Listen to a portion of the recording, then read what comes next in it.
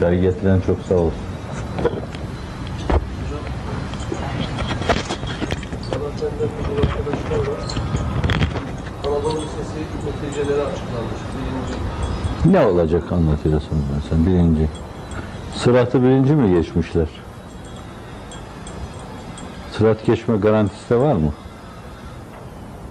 Marzi ilahi temin garantisi var mı? İleride İslamiyet'e cansiperane hizmet edecekleri garantisi var mı? Fahirlenmeyin bunlarla. Bir taraftan fahirlenirken bir taraftan yıkıyorsunuz. Yani canı biz kurtaracakmışız gibi bir tavır içine giriyoruz.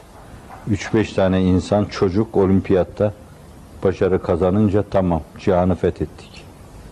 İstanbul'u fethedenler bu kadar sevinmemişlerdir.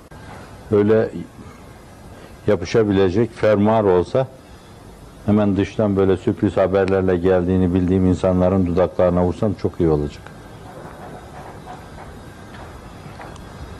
Varsa sen al bana burada bu fermuarlardan. Ağzına fermuar vurulacak çok insan var.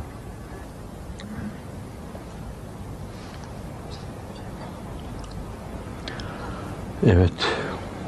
Nazar deveyi kazana sokar. Ve faillenmeden Allah hiç hoşlanmaz.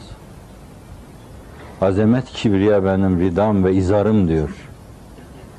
Bu hususlarda bu şeyi benimle paylaşanları kıskıvrak derdest eder cehennem atarım.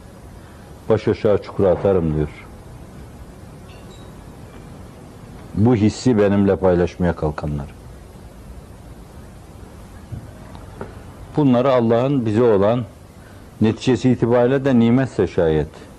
Şimdilik bir nimeti sayıp iki büklüm olup nankörlüğümüzle bu nimetleri elimizden alma demek düşer bize.